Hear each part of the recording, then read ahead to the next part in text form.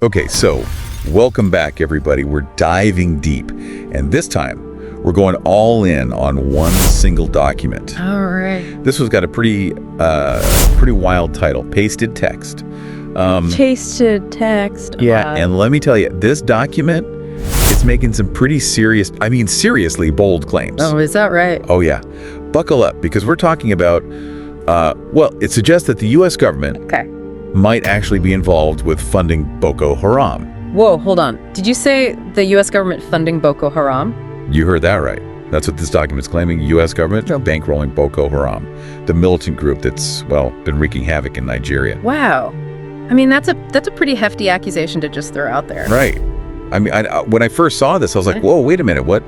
So I'm really curious to hear your take on this whole thing. What do you think? Well, first off, it's definitely a claim that's going to grab headlines, right? Oh, absolutely. But to really get a handle on what we're dealing with here, it's helpful to, kind of step back and look at Boko Haram's existing funding sources.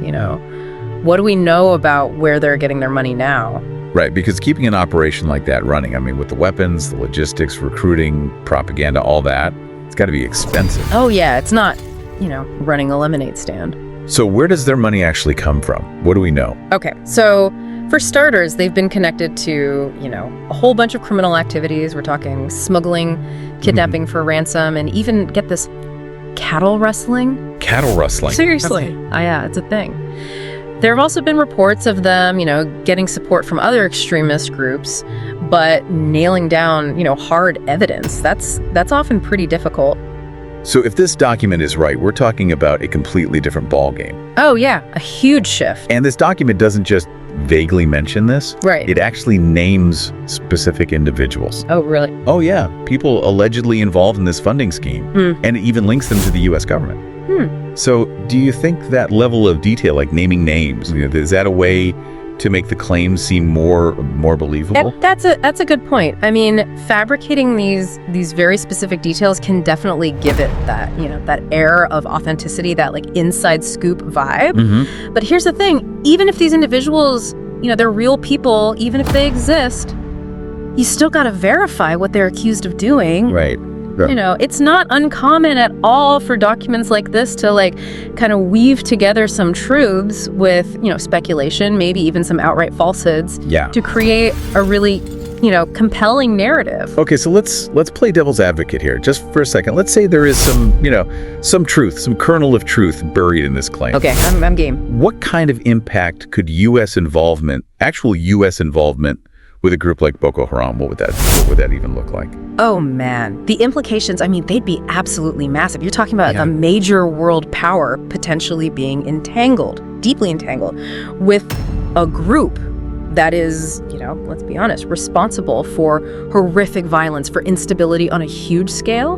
The impact on the relationship between the US and Nigeria, that would be immediate and incredibly severe. It could even, completely derail international counterterrorism efforts, maybe even fuel more conflict in the region. It's almost too much to even imagine. Yeah. And, going back to the document, we've talked about the lack of a clear source where it came from, who wrote it. It's not exactly the gold standard of reliability, is it? You hit the nail on the head. That's the giant question mark looming over all of this, right? Without knowing, the who, the why, the how this document came to be, it's really, really tough to, gauge its credibility. Right. Was it meant to expose some true conspiracy? Is it disinformation, just, meant to stir up chaos and division? Yeah. Or is it something else entirely? We just don't know. So where does that leave us? We've got this document making these really explosive claims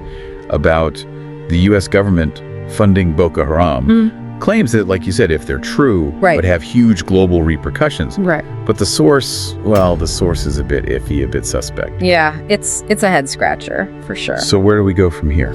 Well, I think, honestly, it all boils down to critical thinking. We need further investigation, more digging. When we're swimming in this ocean of information, we got to be really careful, really discerning about what we consume and what we believe. This document, it's a good reminder, a really stark reminder, to always question the source, to think about potential biases, and to really look for solid evidence, corroborating evidence before we jump to any conclusions. It's a good point. It's like a reminder that things aren't always, as they appear on the surface. So for everyone listening out there, if you come across this document or really any claims like it, right, remember what we talked about today. Dig a little deeper, think about it from different angles, and don't be afraid to ask those tough questions. That's the key, yeah. Question everything. All right, thanks for joining us for another deep dive. We'll see you next time. See ya.